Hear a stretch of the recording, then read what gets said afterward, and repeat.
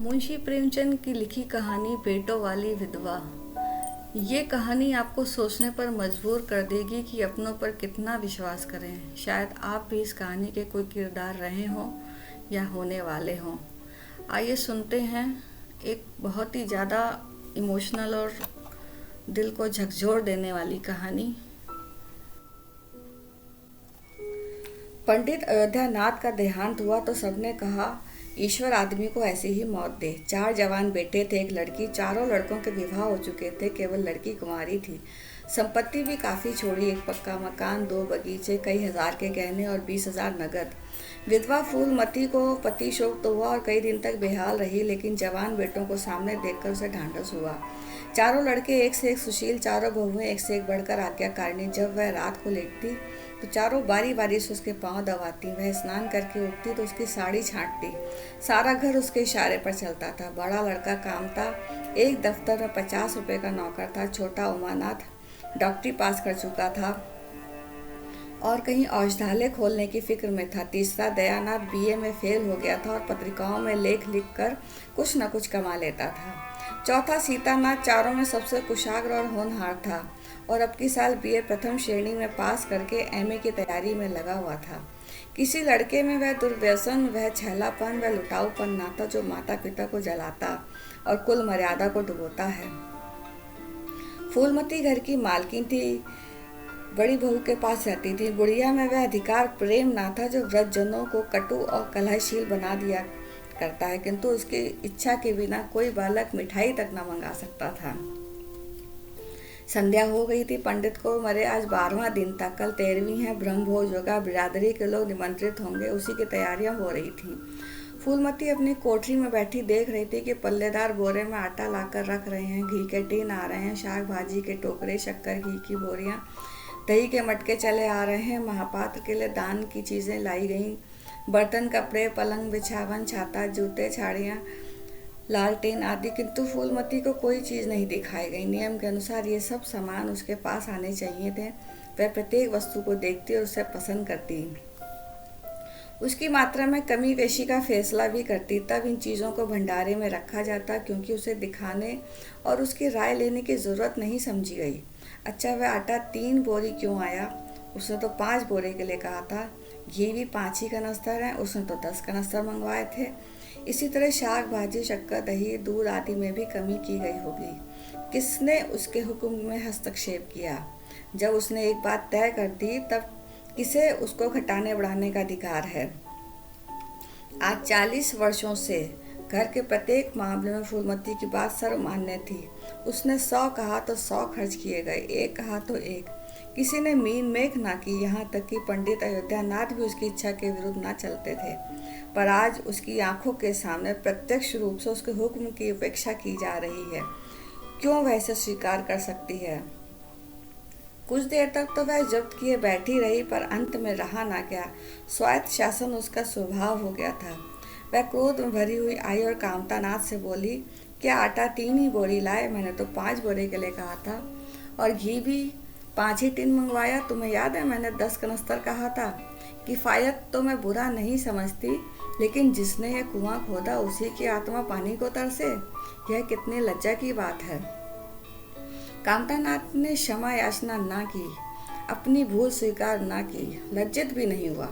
1 minute तो विद्रोही भाव से खड़ा रहा, फिर बोला, हम लोगों की सलाह 3 ही बोरों की हुई थी और 3 बोरे के लिए 5 टिन घी काफ़ी था। इस हिसाब से और भी चीज़ें कम कर दी गई हैं। फूलमती उग्र होकर बोली, किसकी राय से आटा कम किया गया? हम लोगों की राय से। तो मेरी राय कोई चीज़ नहीं है क्यों नहीं?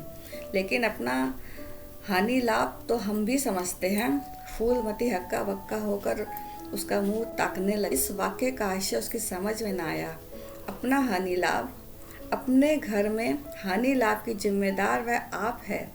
दूसरों को, चाहे वे पेट के जन्मे पुत्र ही क्यों ना हो, उसके कामों में हस्तक्षेप करने का क्या अधिकार? यह तो इस ढिठाई से जवाब दे रहा है मानो घर उसी का है। उसी ने मर मर कर गृहस्थी जोड़ी है, मैं तो गैर हूँ। जरा हेकड़ी तो देखो। उसने तमतमाए हुए मुख से कहा, मेरे हानि लाभ के जिम्मेदार तुम नहीं हो। तुम्हें इख्तियार है, जो उचित समझूं वह करूं।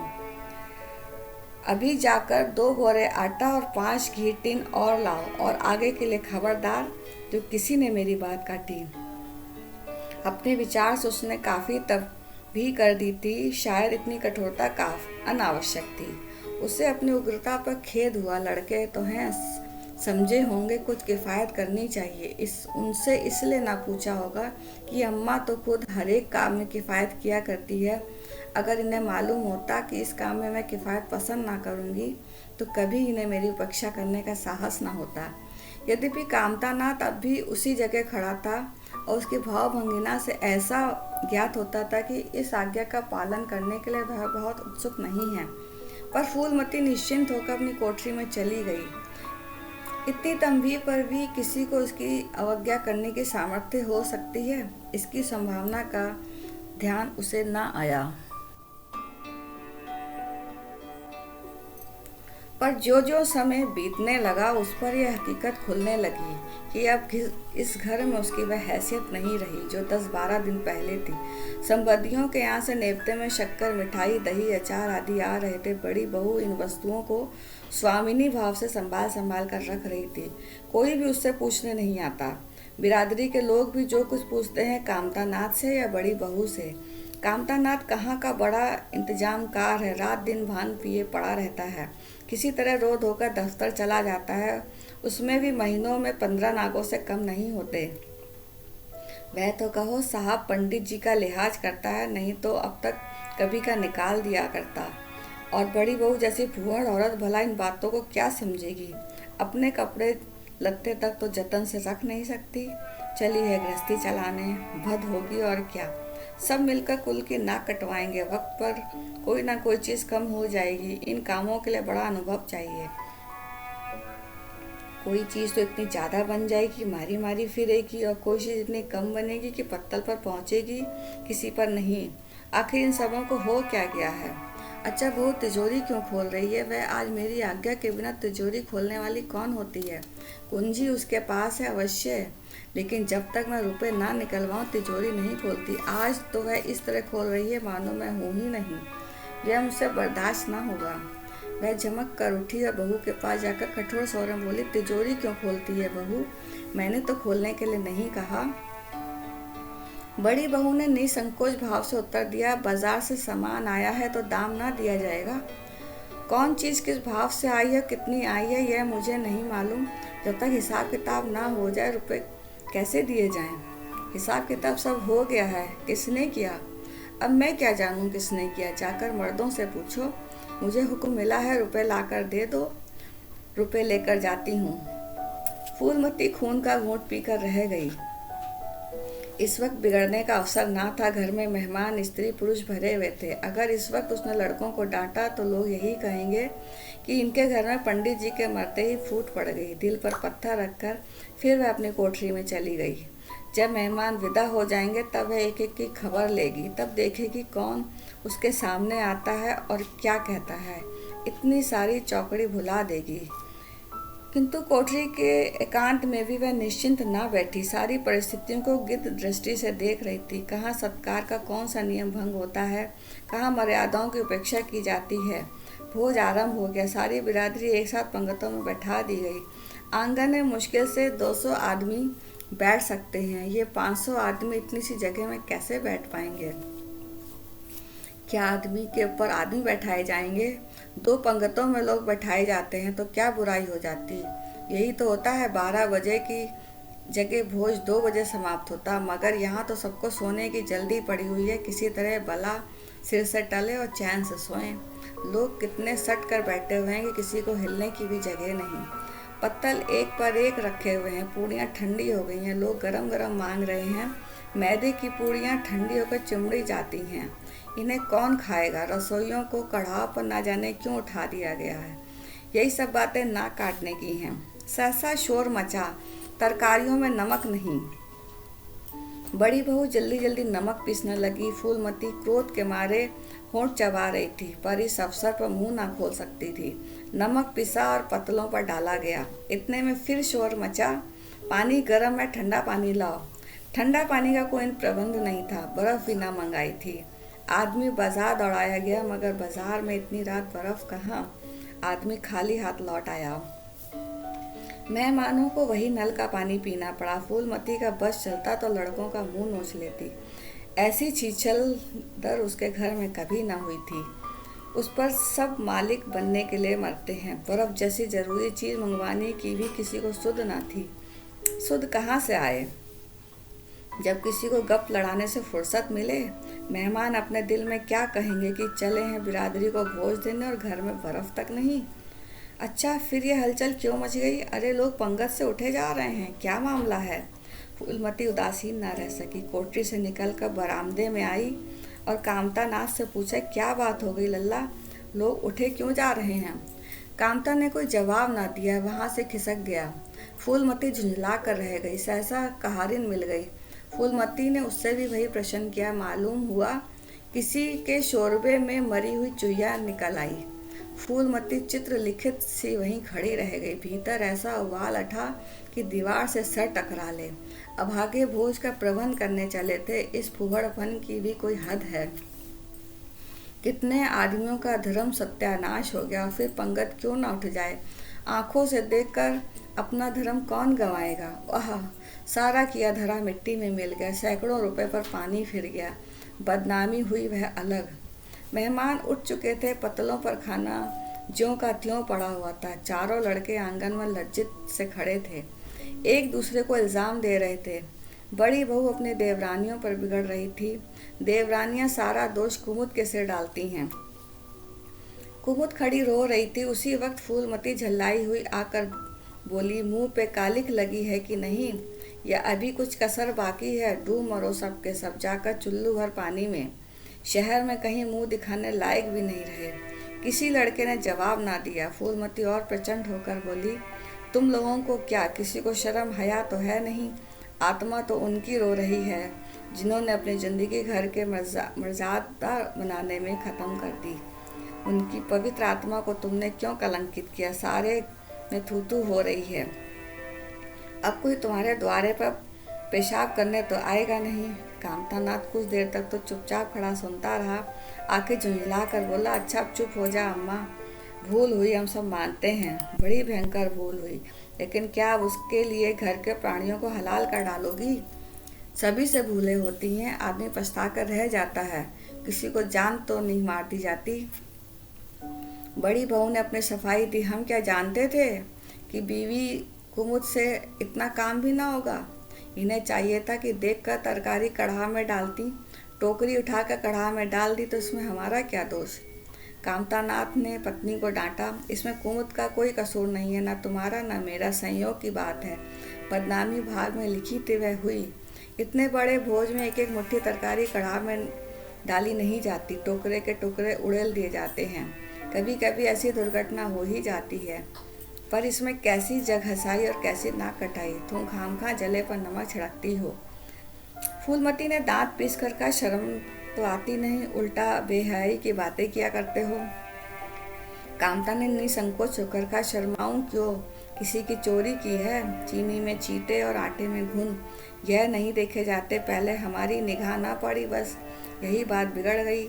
नहीं तो चुपके से चुहिया निकाल कर फेंक देते, किसी को खबर तक ना होती। फूलमती ने चकित होकर कहा, क्या कहता है, मरी चुहिया खिलाकर सबका धर्म बिगाड़ देता? कामता हंसकर बोला, क्या पुराने ज़माने की बातें करती हो अम्मा? इन बातों से धर्म नहीं जाता। यह धर्मात्मा लोग जो पत्तल भर से उठ कर गए हैं, इनमें से कौन ऐसा है जो भेड़ बकरी का मांस ना खाता हो? तालाब के कछुआ और घोंगे तक तो किसी से बचते नहीं। जरा सी चुहिया में क्या रखा था? फूलमती को ऐसा प्रतीत हुआ कि प्रलय आने में बहुत देर नहीं है। जब पढ़े लिखे आदमियों के मन में ऐसे अधार्मिक भाव आने लगे तो फिर धर्म की भगवान ही रक्षा करे। वह अपना समूह लेकर चली गई। 2 महीने गुजर गए हैं। रात का समय है। चारों भाई दिन के काम से छुट्टी पाकर कमरे में बैठे गपशप कर रहे हैं। बड़ी बहू भी षड्यंत्र में शरीक है। कुमुद के विवाह का प्रश्न छिड़ा हुआ है। कामतानाथ ने मसनद पर टेक लगाते हुए कहा, दादा की बात दादा के साथ गई।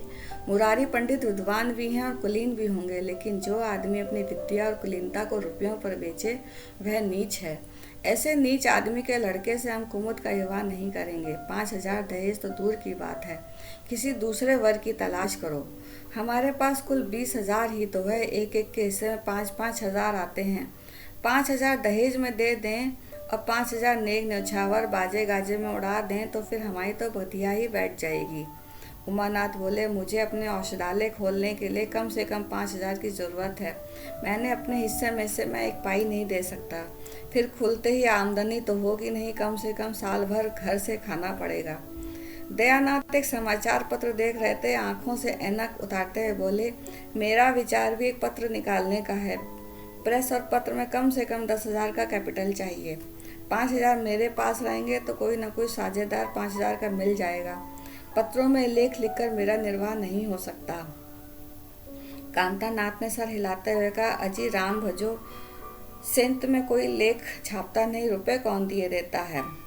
दयानाथ ने प्रतिवाद किया, नहीं यह बात तो नहीं है, मैं तो कहीं ना कहीं पेशगी पुरस्कार के लिए भी नहीं लिखता।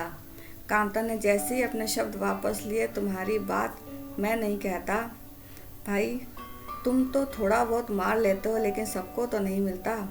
बड़ी बहू ने श्रद्धा भाव से कहा, कन्या भाग्यवान हो तो दरिद्र घर में भी सुखी रह सकती है, अभागी हो तो राजा के घर में भी रोएगी, यह सब नसीबों का खेल है। कांतानाथ ने स्त्री को प्रशंसा भाव से देखा। फिर इसी साल हमें सीता का विवाह भी करना है। सीतानाथ सबसे छोटा था, सिर झुकाए भाइयों की स्वार्थ भरी बातें सुन सुनकर कुछ कहने के लिए उतावला हो रहा था। अपना नाम सुनते ही बोला, मेरे विवाह की आप लोग चिंता ना करें, मैं जब तक किसी धंधे में ना लग जाऊंगा विवाह का नाम भी ना लूंगा। और सच पूछे तो मैं विवाह करना नहीं चाहता। देश को इस समय बालकों की ज़रूरत नहीं है, काम करने वालों की ज़रूरत है। मेरे हिस्से के रुपए आप कुमुद के विवाह में खर्च कर दें। सारी बातें तय हो जाने के बाद यह उचित नहीं कि पंडित मुरारी लाल से संबंध तोड़ लिए जाएं। उमा ने तीव्र स्वर में कहा, 10,000 कहाँ से आएंगे।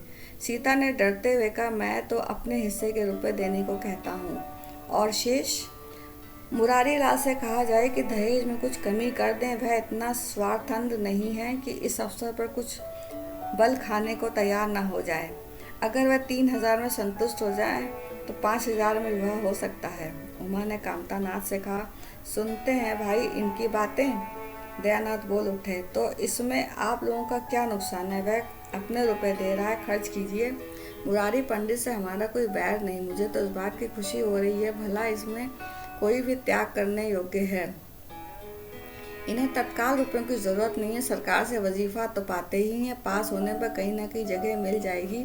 हम लोगों की हालत तो ऐसी नहीं। कांतानाथ ने दूरदर्शिता का परिचय दिया, नुकसान की एक ही सही, हम में से एक को कष्ट हो तो क्या और लोग बैठे देखेंगे। यह अभी लड़के हैं, इन्हें क्या मालूम समय पर 1 रुपया 1 लाख का काम करता है। कौन जानता है कल इन्हें विलायत जाकर पढ़ने के लिए सरकारी वजीफा मिल जाए या सिविल सर्विस में आ जाएं। उस वक्त सफ़र की तैयारियों में 4-5 हज़ार लग जाएंगे, तब किसके सामने हाथ फैलाएंगे। मैं यह नहीं कहता कि दहेज के पीछे इनकी ज़िंदगी नष्ट हो जाए। इस तर्क ने सीतानाथ को भी तोड़ दिया। सकुचाता हुआ बोला, हाँ यदि ऐसा हुआ तो बेशक मुझे रुपयों की ज़रूरत होगी। क्यों, ऐसा होना संभव है? असंभव तो नहीं समझता, लेकिन कठिन अवश्य है। वजीफा उन्हें मिलता है जिनके पास सिफारिशें होती हैं, मुझे कौन पूछता है। कभी कभी सिफारिशें धरी रह जाती हैं और बिना सिफारिश वाले बाजी मार ले जाते हैं। तो आप जैसा उचित समझें, मुझे यहाँ तक मंजूर है, चाहे मैं विलायत जाऊँ पर कुमुद अच्छे घर जाए। कांतानाथ ने निष्ठा भाव से कहा, अच्छा घर दहेज देने से नहीं मिलता भैया, जैसे तुम्हारी भाभी ने कहा, यह नसीबों का खेल है। मैं तो चाहता हूँ मुरारी लाल को जवाब दे दिया जाए और कोई ऐसा वर खोजा जाए तो थोड़े में राजी हो जाए। इस विवाह में मैं 1,000 से ज़्यादा खर्च नहीं कर सकता। पंडित दीनदयाल कैसे हैं? उमा ने प्रसन्न होकर कहा, बहुत अच्छे, MA BA ना सही, जजमानी से अच्छे आमदनी है। दयानाथ ने आपत्ति की, अम्मा से भी तो पूछ लेना चाहिए।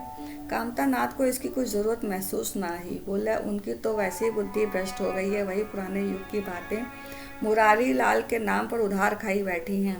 वह नहीं समझती कि ज़माना नहीं रहा, उनकी तो बस कुमुद मुरारी के घर जाए, चाहे हम लोग तबाह हो जाएं। उमा ने एक शंका उपस्थित की, अम्मा अपने सब गहने कुमुद को दे देंगी, देख लीजिएगा। कांतानाथ एक स्वार्थ नीति से विद्रोह न कर सका। बोले, गहनों पर उनका पूरा अधिकार है, यह उनका स्त्री धन है, जिसे चाहे वह दे सकती हैं। उमा ने कहा, स्त्री धन है तो क्या वे उसे लुटा देंगी? आखिर वह भी तो दादा की ही कमाई का है। किसी की कमाई का और स्त्री धन पर उनका अधिकार है। यह कानूनी गोरख धंधे हैं। 20,000 में तो 4 हिस्सेदारों और 10,000 के गहने अम्मा के पास रह जाएं। देख लेना, इन्हीं के बल पर कुमुद का विवाह मुरारी पंडित के घर करेंगी। उमानाथ इतनी बड़ी रकम को इतनी आसानी से छोड़ सकता था। यह कपट नीति में कुशल है। कोई कौशल रच कर माता से सारे गहने ले लेगा। उस वक्त तक कुमुद के विवाह की चर्चा करके फूलमती को भड़काना उचित नहीं। कांतानाथ ने सिर हिलाकर कहा, भाई मैं इन चालों को पसंद नहीं करता। उमानाथ ने खिसिया कर कहा, गहने 10,000 से कम के ना होंगे। कांतानाथ अविचलित स्वर में बोले, कितने ही के हो, मैं अनीति में हाथ डालना नहीं चाहता। तो आप अलग बैठिए, हाँ बीच में भांजी ना मारिएगा। मैं अलग रहूँगा और तुम सीता, मैं भी अलग रहूँगा। लेकिन जब दयानाथ से यही प्रश्न किया गया तो वह उमानाथ से सहयोग करने को तैयार हो गया। 10,000 में 2,500 तो उसके होंगे ही। इतनी बड़ी रकम के लिए यदि कुछ कौशल भी करना पड़े तो क्षम्य है। फूलमती रात को भोजन करके लेटी थी कि उमा और दया उसके पास जाकर बैठ गए। दोनों ने मुंह ऐसे बनाए हुए थे मानो कोई भारी विपत्ति आ पड़ी है। फूलमती ने सशंक होकर पूछा, तुम दोनों घबराए हुए मालूम होते हो। उमा ने सिर खुजलाते हुए कहा, समाचार पत्रों में लेख लिखना बड़े जोखिम का काम है अम्मा। कितना ही बचकर लिखो लेकिन कहीं ना कहीं पकड़ हो ही जाती है। दयानाथ ने एक लेख लिखा था, उस पर 5,000 की जमानत मांगी गई है। अगर कल तक जमानत ना जमा कर दी गई तो गिरफ्तार हो जाएंगे और 10 साल की सज़ा ठुक जाएगी। फूलमती ने सिर पीट कर कहा, तो ऐसी बातें क्यों लिखते हो बेटा? जानते नहीं हो आजकल हमारे दिन आए हुए हैं, जमानत किसी तरह टल नहीं सकती। दयानाथ ने अपराधी भाव से उत्तर दिया, मैंने तो अम्मा ऐसी कोई बात नहीं लिखी थी, लेकिन किस्मत को क्या करूं, हाकिम जिला इतना कड़ा है कि जरा भी रियायत नहीं करता। मैंने जितनी दौड़ धूप हो सकती थी वह सब कर ली। तो तुमने कामता से रुपये का प्रबंध करने को नहीं कहा? उमा ने मुंह बनाया, उनका स्वभाव तो तुम जानती हो अम्मा। उन्हें रुपए प्राणों से प्यारे हैं। उन्हें चाहे काला पानी हो जाए वह एक पाई ना देंगे। दयानाथ ने समर्थन किया, मैंने तो उनसे इसका जिक्र ही नहीं किया। फूलमती ने चारपाई से उठते हुए कहा, चलो मैं कहती हूँ, देगा कैसे नहीं? रुपए इसी दिन के लिए होते हैं कि गाड़ कर रखने के लिए? उमानाथ ने माता को रोक कर कहा, नहीं अम्मा, उनसे कुछ ना कहो। रुपए तो ना देंगे, उल्टा और हाय हाय मचाएंगे। उनको अपनी नौकरी की खैरियत बनानी है। इन्हें घर में रहने भी ना देंगे। अफसरों में जाकर खबर दे दें तो आश्चर्य नहीं। फूलमती ने लाचार होकर कहा, फिर जमानत का क्या प्रबंध करोगे? मेरे पास तो कुछ नहीं है।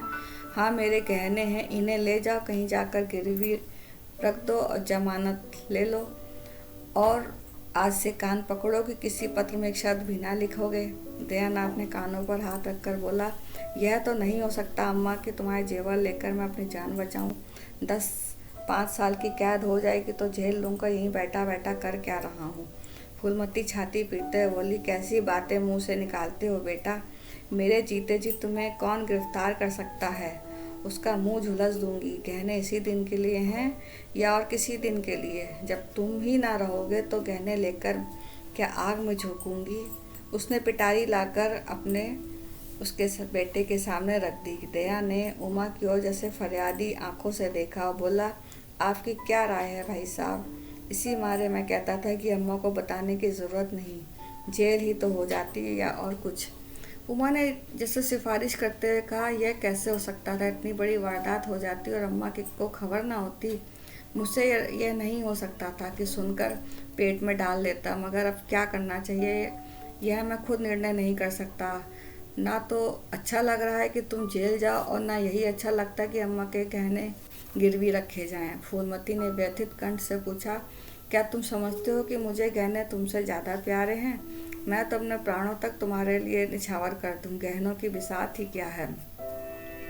दया ने दृढ़ता से कहा, मम्मा तुम्हारे गहने तो ना लूँगा, चाहे मुझ पर कुछ भी क्यों ना आ पड़े, पर जब आज तुम्हारी सेवा कुछ ना कर सका तो किस मुंह से तुम्हारे गहने उठा ले जाऊं? मुझ जैसे कपूत को तुम्हारी कोख से जन्म ही ना लेना चाहिए, सदा तुम्हें कष्ट ही देता रहा। फूलमती ने भी उतनी ही दृढ़ता से कहा, तुम अगर यूँ ना लोगे तो मैं खुद जाकर इन्हें गिरवी रख दूंगी और हाकिम जिला के पास जाकर जमानत कर आऊँगी। अगर इच्छा हो तो यह परीक्षा भी ले लो। आंखें बंद हो जाने के बाद क्या होगा भगवान जाने, लेकिन जब तक जीती हूँ कोई तुम्हारी और तिरछी आँख से देख नहीं सकता। उमानाथ ने मानो माता पर एहसान रखकर कहा, अब तो हमारे लिए कोई रास्ता नहीं रहा दयानाथ, क्या हर्ज है, ले लो, मगर याद रखो जो ही हाथ में रुपए आ जाएं गहने छुड़ाने पड़ेंगे। सच कहते हैं मातृत्व दीर्घ तपस्या है। माता के सिवा इतना स्नेह और कौन कर सकता है। हम बड़े अभागे हैं कि माता के प्रति जितनी श्रद्धा रखनी चाहिए उसका शतांश नहीं रख सकते। दोनों ने जैसे बड़े धर्म संकट में पड़कर गहनों की पिटारी संभाली और चलते बने। माता वात्सल्य भरी आंखों से उनकी ओर देख रही थी और उसकी संपूर्ण आत्मा का आशीर्वाद जैसे उन्हें अपनी गोद में समेट लेने के लिए व्याकुल हो रहा था। आज कई महीनों के बाद भी उनके भग्न मातृ हृदय को अपने सर्वस्व अर्पण करके जैसे आनंद की विभूति मिली। उसकी स्वामिनी कल्पना इसी त्याग के लिए, इसी आत्मसमर्पण के लिए जैसे कोई मार्ग ढूंढती रहती थी। अधिकार या लोभ या ममता की गंध तक ना थी। त्याग ही उसका आनंद था और त्याग ही उसका अधिकार है। आज अपना खोया हुआ अधिकार पाकर अपनी सिरजी हुई प्रतिमा पर अपने प्राणों की भेंट करके वह निहाल हो गई थी। 3 महीने और गुजर गए। माँ के गहनों पर हाथ साफ करके चारों भाई उसकी दिलजोई करने लगे थे। अपनी स्त्रियों को भी समझाते रहते थे कि उसका दिल ना दुखाएं। अगर कोई थोड़े से शिष्टाचार में उसकी आत्मा को शांति मिलती है तो उसमें क्या हानि है। चारों करते अपनी मन की, पर माता से सलाह लेते। एक ऐसा जाल फैलाते कि वह सरला उनकी बातों में आ जाती और हर एक काम में सहमत हो जाती। बाग का बेचना उसे बहुत बुरा लगता था, लेकिन चारों ने ऐसी माया रची कि वह उसे बेचने पर राजी हो गई।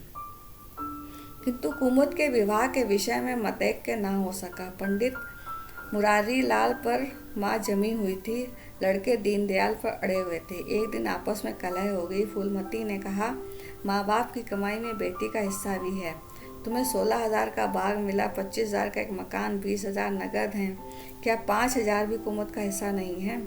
कांता ने नम्रता से कहा, अम्मा कुमुद आपकी लड़की है तो हमारी बहन है। आप 2-4 साल में प्रस्थान कर जाएंगी, पर हमारा और उसका बहुत दिनों तक संबंध रहेगा। तब यथाशक्ति कोई ऐसी बात न करेंगे जिससे उसका अमंगल हो। लेकिन हिस्से की बात करती हो तो कुमुद का हिस्सा कुछ नहीं।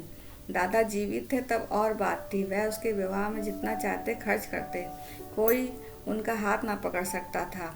लेकिन अब तो हमें एक एक पैसे किफ़ायत करनी पड़ेगी। जो काम 1,000 में हो जाए उसके लिए 5,000 खर्च करना कहाँ की बुद्धिमानी है। उमानाथ ने सुधारा, 5,000 क्यों, 10,000 कहिए। कामता ने भवें सिकोड़ कर कहा, नहीं, मैं 5,000 ही कहूँगा। एक विवाह में 5,000 खर्च करके हमारी हैसियत नहीं है। फूलमती ने जिद पकड़ कर कहा, विवाह तो मुरारी लाल के पुत्र से ही होगा, चाहे 5,000 खर्च हो चाहे 10,000। मेरे पति की कमाई है, मैंने मर मर कर जोड़ा, मैं अपनी इच्छा से ही खर्च करूँगी। तुम्ही ने मेरे कोख से नहीं जन्म लिया है, कुमुद भी उसी कोख से आई है। मेरी आंखों में तुम सब बराबर हो, मैं किसी से कुछ मांगती नहीं। तुम बैठे तमाशा देखो, मैं सब कुछ कर लूँगी। 20,000 कुमुद का है। कामता नाथ को अब कड़वे सत्य की शरण लेने के सिवा और कोई मार्ग ना रहा। बोला, अम्मा तुम बरबस बात बढ़ाती हो। जिन रुपयों को तुम अपना समझती हो वह तुम्हारे नहीं है, हमारे हैं। तुम हमारी अनुमति के बिना उनमें से कुछ खर्च नहीं कर सकती। फूलमती को जैसे सर्प ने डस लिया। क्या कहा? फिर तो से कहना, मैं अपने ही सच्चे रुपए अपनी इच्छा से खर्च नहीं कर सकती। वह रुपए तुम्हारे नहीं रहे, हमारे हो गए हैं। तुम्हारे होंगे लेकिन मेरे मरने के पीछे नहीं, दादा के मरते ही हमारे हो गए। उमानाथ ने बेहाई से कहा, अम्मा कानून कायदा तो मैं नहीं जानती, लेकिन नाहक उलझती हैं।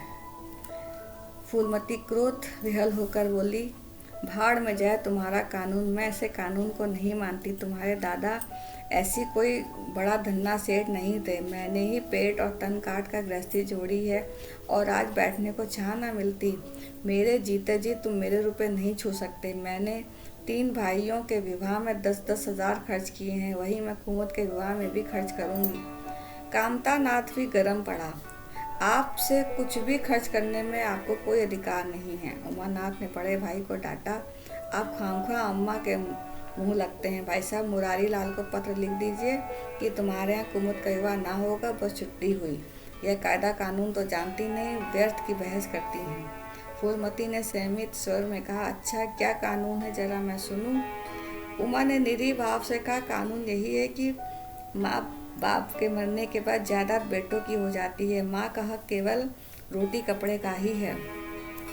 फूलमती ने तड़प कर पूछा, किसने यह कानून बनाया है? उमा शांत स्वर से बोला, हमारे ऋषियों ने, महाराज मनु ने, और किसने?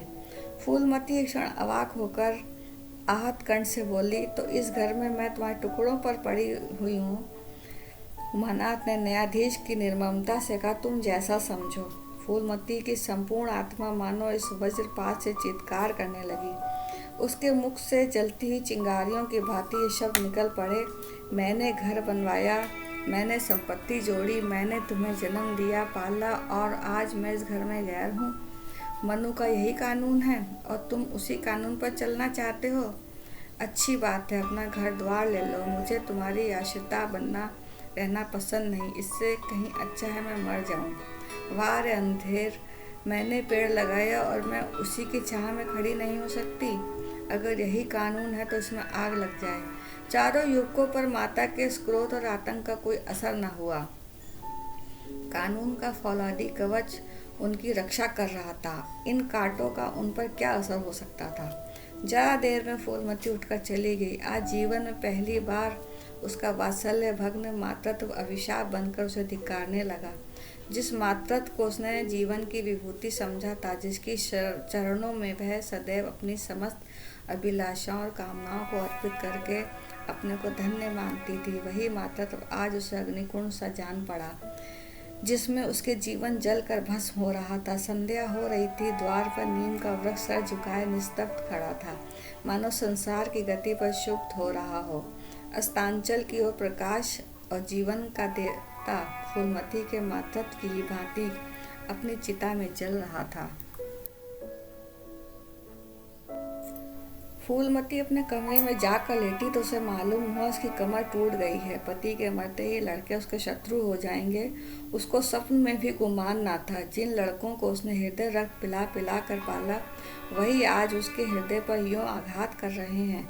अब वह घर उसे कांटों की सेज लग रहा था, जहाँ उसकी कुछ कद्र नहीं, कुछ गिनती नहीं। वहाँ अनाथों की भांति पड़ी रोटियां खाए, यह उसके अभिमानी प्रकृति के लिए असह्य था।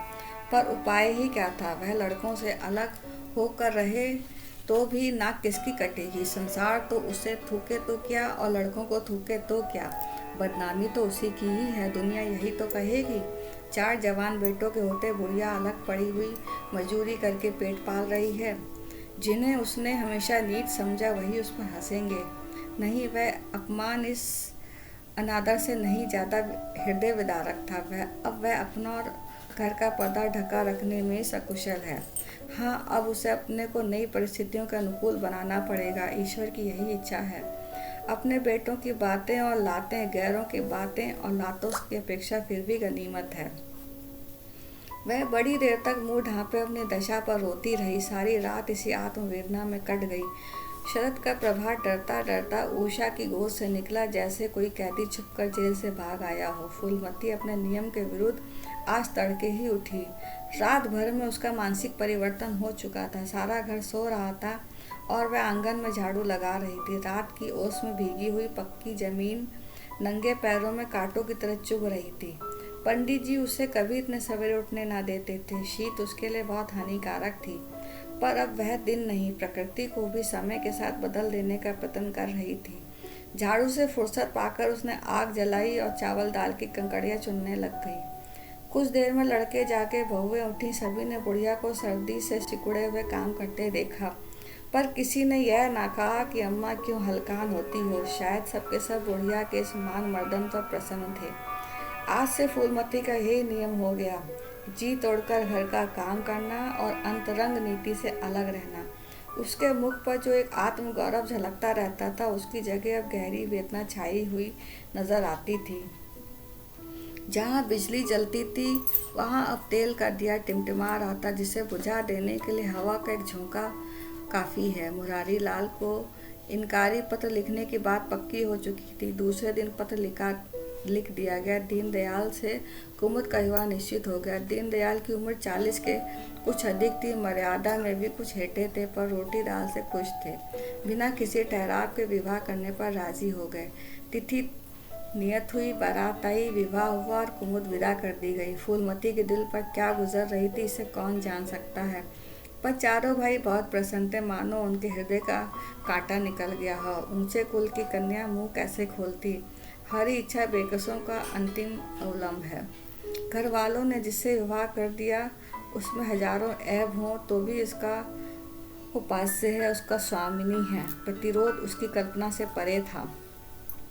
फूलमती ने किसी काम में दखल ना दिया। कुमुद को क्या दिया गया, मेहमानों का कैसे सत्कार किया गया, किसके यहाँ नेवते से क्या आया, किसी बात से भी उसे कोई सरोकार ना था।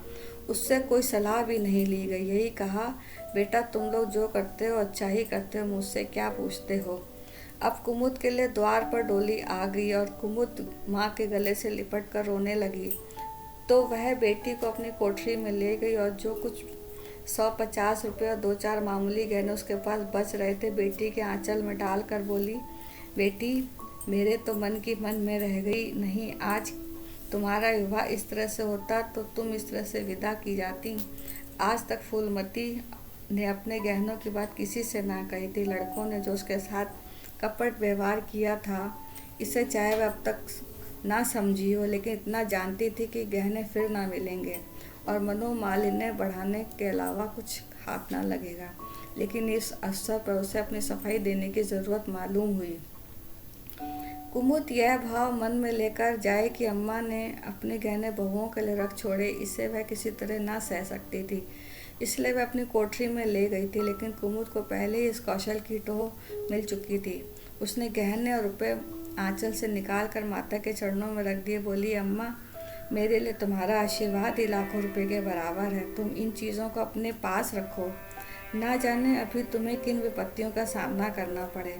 फूलमती कहना ही चाह रही थी कि उमानाथ ने आकर कहा, क्या कर रही हो कुमुद, चल जल्दी कर, साइड टली जाती है। वह लोग हाय हाय कर रहे हैं, फिर 2-4 महीने में आएगी, जो कुछ लेना देना हो ले लेना।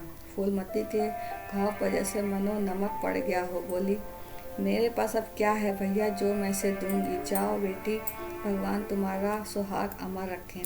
कुमुद विदा हो गई। फूलमती पछाड़ खाकर गिर पड़ी। जीवन की अंतिम लालसा नष्ट हो गई। 1 साल बीत गया। फूलमती का कमरा घर के सब कमरों में बड़ा और हवादार था। कई महीनों से उसने बड़ी बहू के लिए खाली कर दिया था और खुद एक छोटी सी कोठरी में रहने लगी थी, जैसे कोई भिखारिन हो। बेटों और बहुओं से अब उसे जरा भी स्नेह ना था। घर के किसी प्राणी, किसी वस्तु, किसी प्रसंग से उसे प्रयोजन ना था। वह केवल इसलिए जीती थी कि मौत ना आती थी। सुख या दुख का अब उसे लेश मात्र भी ज्ञान ना था। उमानाथ का औषधालय खुला, मित्रों की दावत हुई, नाच तमाशा हुआ। दयानाथ का प्रेस खुला, फिर जलसा हुआ। सीतानाथ को वजीफा मिला, विलायत गया, फिर उत्सव हुआ। कामतानाथ के बड़े लड़के का यज्ञोपवीत संस्कार हुआ, फिर धूमधाम हुई। लेकिन फूलमती के मुख पर आनंद की छाया तक न आई। कामतानाथ टाइफाइड में महीने भर बीमार रहा और मर कर उठा। दयानाथ ने अपने पत्र का प्रचार बढ़ाने के लिए वास्तव में एक आपत्तिजनक लेख लिखा और 6 महीने की सजा पाई। उमानाथ ने एक फौजदारी के मामले में रिश्वत लेकर गलत रिपोर्ट लिखी और उनकी सनद छीन ली गई। पर फूलमती के चेहरे पर रंज की परछाई तक न पड़ी। उसके जीवन में अब कोई आशा, कोई दिलचस्पी, कोई चिंता न थी। बस पशुओं की तरह काम करना और खाना, यही उसकी जिंदगी के 2 काम थे। जानवर मारने से काम करता है पर खाता है मन से। फूलमती बेकहे काम करती थी पर खाती थी विष के कौर की तरह। महीनों सिर में तेल ना पड़ता, महीनों कपड़े ना धुलते, कुछ परवाह नहीं। वह चेतना शून्य हो गई थी। सावन की झड़ी लगी हुई थी, मलेरिया फैल रहा था। आकाश में मटियाले बादल थे, जमीन पर मटियाला पानी। आर्द्र वायु शीत ज्वर और श्वास का वितरण करती फिरती थी। घर में मेहरी बीमार पड़ गई। फूलमती ने घर के सारे बर्तन मांजे, पानी में भीग भीग कर सारा काम किया। फिर आग जलाए चूल्हे पर पतीलियाँ चढ़ाती। लड़कों को समय पर भोजन तो मिलना ही चाहिए। सहसा उसे याद आया, कामतानाथ नल का पानी नहीं पीते। उसी वर्षा में गंगा जल लाने चली। कामतानाथ ने पलंग पर लेटे लेटे कहा, रहने दो अम्मा, मैं पानी भर लाऊंगा। आज मैरी खूब बैठी रही। फूलमती ने मटियाले आकाश की ओर देखकर कहा, तुम भीग जाओगे बेटा, सर्दी हो जाएगी। कामतानाथ बोले, तुम भी तो भीग रही हो, कहीं बीमार ना पड़ जाओ। फूलमती निर्मम भाव से बोली, मैं बीमार ना पड़ूंगी, मुझे भगवान ने अमर कर दिया है। कामतानाथ उमानाथ भी वहीं बैठा था। उसके औषधालय में कुछ आमदनी न हो रही थी, लेकिन बहुत चिंतित रहता था। भाई बावच के मुंह देखा करता था। बोला, जाने भी दो भैया, बहुत दिनों बहुओं पर राज कर चुकी हैं, उसका प्रायश्चित तो करने दो। गंगा बढ़ी हुई थी जैसे समुद्र हो। क्षितिज सामने के कुल से मिला हुआ था। किनारों के वृक्षों की केवल फुनगियाँ पानी के ऊपर रह गई थीं। घाट ऊपर तक पानी में डूब गए थे। फूलमती कलसा लेकर नीचे उतरी। पानी भरा और ऊपर आ रही थी कि पाँव फिसला। संभल ना सकी, पानी में गिर पड़ी। पल भर हाथ पार चलाए, फिर लहरें उसे नीचे खींच ले गईं। किनारे पर 2-4 पंडे चिल्लाए, अरे दौड़ो, बुढ़िया डूबी जाती है। 2-4 आदमी दौड़े भी, लेकिन फूलमती लहरों में समा गई। उन बल खाती हुई लहरों में जिन्हें देखकर हृदय कांप उठता था। एक ने पूछा, वह बुढ़िया कौन थी? अरे वही पंडित अयोध्यानाथ की विधवा है। अयोध्यानाथ तो बड़े आदमी थे। हाँ थे तो, पर इसके भाग्य में ठोकर खाना लिखा था। उनके तो कई लड़के बड़े बड़े हैं और सब कमाते हैं। हाँ सब हैं भाई, मगर भाग्य भी तो कोई वस्तु है। और इसी के साथ एक जीवन का अंत हो गया और ये कहानी समाप्त होती है। और अगर आपको ये कहानी पसंद आए तो चैनल को सब्सक्राइब कीजिए, कहानी को लाइक कीजिए और शेयर कीजिए। Thanks for watching.